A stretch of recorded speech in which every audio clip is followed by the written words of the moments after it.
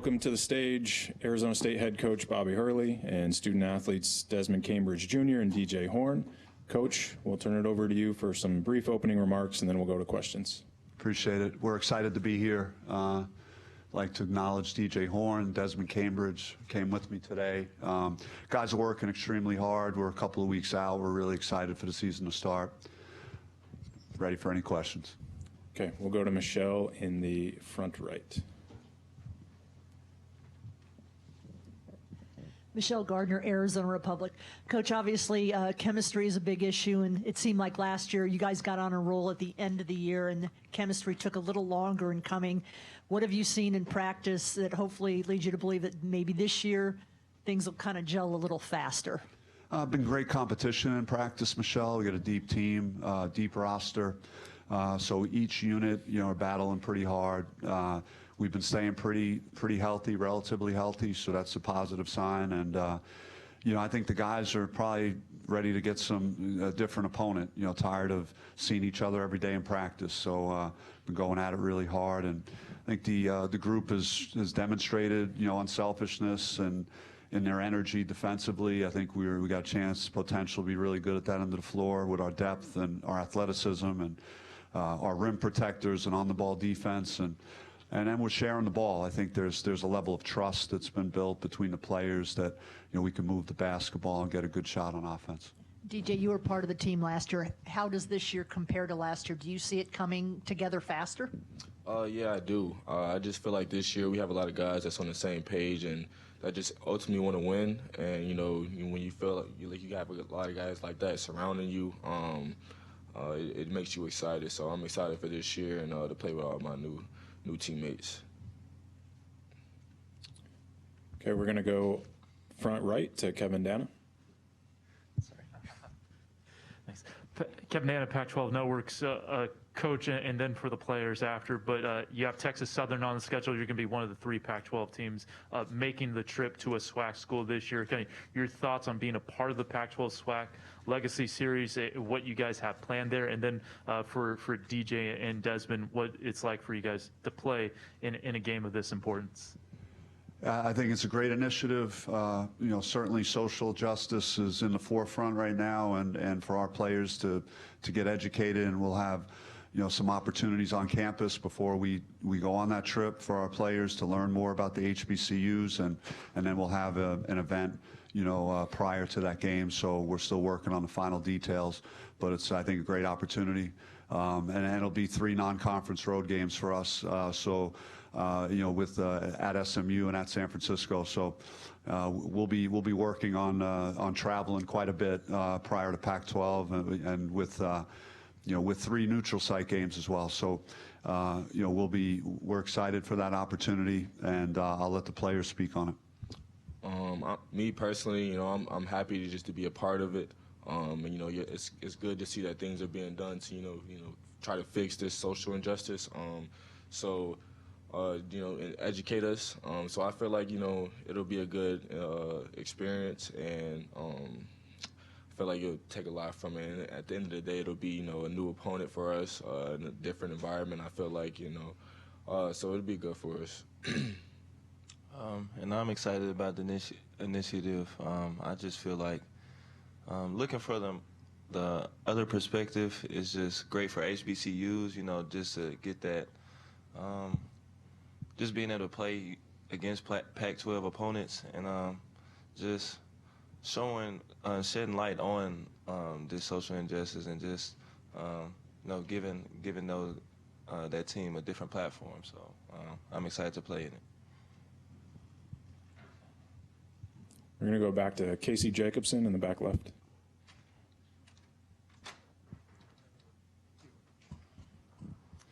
Casey Jacobson from Pac-12 Network and Fox. This is a question for all you guys. What were you working on or improving in the offseason as individual players? And then also, Bobby, I'm always curious from a coach's perspective. I mean, we talk about how players are improving and working on their game. What do coaches do in the offseason to help them better their craft? Well, Casey, I think with us, I've had to shift gears, and in the summer I've been all player development and guys trying to get better skill work and working with the guys in smaller groups. We've done a lot more, I think, team-related workouts, putting in drills that we'll use in practice, installing some offense, because with the transfer portal now and the turnover year to year with players' movement, you have to do more team-related things. We didn't start the season well last year, and I'm not making that the singular reason that we weren't prepared enough with the change that we had on our roster, but I think we've focused on doing more of that, and hopefully that's putting us in a better position, to play well, early in the season. As far as like coaches always self-evaluate, and you take a look at what you can get better at, what your team needs to do better, and certainly for us is put more points on the board. Coming off last year's team, we were top 30 in the nation defensive efficiency, and we struggled to score all year. So I think we've addressed that through recruiting and bringing some guys in like Desmond Cambridge that are capable of making shots. Hopefully Marcus Bagley is healthy right now. Will continue to stay that way and take a little pressure off this guy to my left to really, carry the load for us offensively, DJ Horne.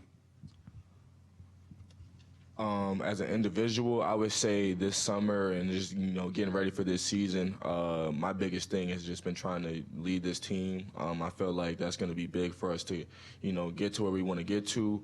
And, ultimately just trying to, see the core more. Like Coach said, adding guys like Dez and everyone else who's new to the team is going to take a lot of the scoring load off, I feel like. So just, doing the little things to help us win and, see everybody succeed in that, that's what I'm, mainly focused on for this year. Likewise, individually, just worked on, staying consistent. At the end of the day, we got to put points on the board, and that's what I feel like I'm here to do. So I definitely want to, keep that sharp. But also, since there are a lot of new guys on the roster, just making sure our chemistry stays up, making sure everyone's on the same page, making sure everyone comes in, trying to give their best every day. And if we have guys who are, committed to that, we got a chance to beat anybody. So, yeah. We're going to go to Eldridge in the back right. Yeah, Aldridge Ricaz, Pac-12 Network. Bobby, man, I'm always amazed every time I see you. You still look the same, minus a few gray hairs that you did when I played against you in the 80s at Duke. So my question, DJ, does Coach Hurley get out there and practice with you guys sometimes? Oh, yeah, man. He was just out there with his last practice, man. We were down a couple guys, and he was out there playing the 4 for us. So the 4? I used to be a point guard. Now I'm a scrappy 4 man. Is he shooting up all the balls like he did at Duke?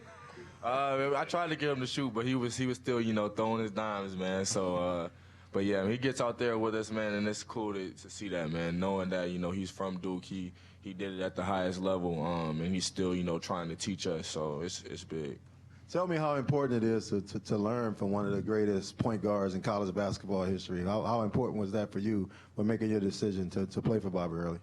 It was definitely important for me, being from North Carolina, growing up being a Duke fan, definitely, turned my eyes. So when I, got to building my relationship with Coach Hurley and just ultimately weighing out my decisions and everything, I felt like, this was the right spot for me.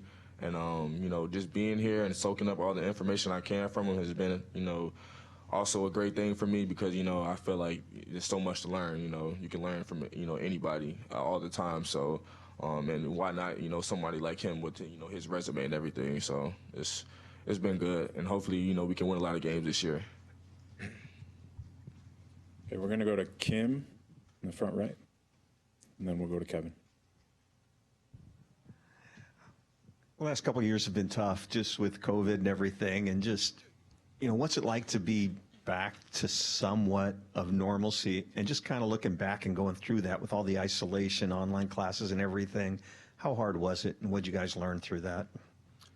It definitely, was different.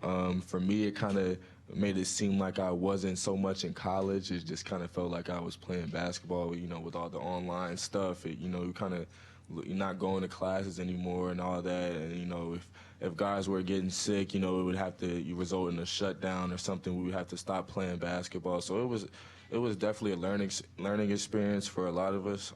But I'm just glad that it's starting to, start to fade away more and more as we, get closer to the season. Hopefully that, we can stay healthy and not have to deal with it at all this season. We're going to go to Kevin, and then we'll come to Michelle. Desmond, what's it like for you to be reunited with your brother at Arizona State, and how important was that for you in finding a new school that you and Devin could play together? And then for Coach Hurley, what's it like to have them on the roster, and what are your expectations for them this year? I'd definitely say it was a dream come true, you know, just being able to play with my brother on a Power 5 level. I definitely wanted to play with him first when he first came out of high school, but, you know, the cards didn't just align, so we weren't able to do that. And as soon as we both knew that we were both going in the transfer portal, it was a no-brainer. We were going to be, you know, a package deal. And, you know, Coach Hurley, as soon as I spoke to him the first time, he was already like, yeah, we want both you and your brother, and that was very important for me. And just knowing that the coach wanted both of us, you know, because he came from Auburn, who was a winning program, and I came from Nevada, which was mid-major, and so that meant a lot. And yeah, now just being able to play with him now, building that chemistry that we already have chemistry, you know, being brothers. So yeah, that feeling is amazing, you know, just being able to say, like, you made it, you know, with your brother. Even though we have a lot to do, we still want to win a lot of games. Definitely a dream come true. So. Well, I would say it's been great having Des and Devin. You know, they just bring a lot of intangibles right away. Played a lot of basketball, but just a positive vibe, very dependable in practice every day. You know, Des is an explosive scorer, could put points on the board, you know, and that's something that, you know, we struggled with last year, so he brings that to the table. Devin is explosive in the open court. I mean, just really power dunks. And unfortunately, his brother, you know, he misses some dunks and layup lines and stuff. And so I'm not going to ask him to do a whole lot of that. But his brother, Devin, will handle that. And very different, though. You know, Devin, you know, brings maybe a lot of what Kamani Lawrence brought for us last year, kind of a lot of glue guy stuff, rebounding, loose balls, good on defense, communicating.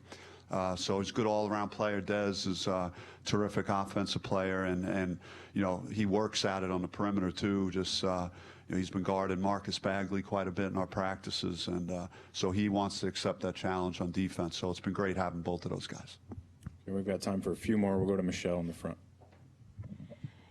I talked about this with Des earlier this month, but Coach, you want to recount the time that you took the boys out for the recruiting dinner and your brother's coaching staff texted him?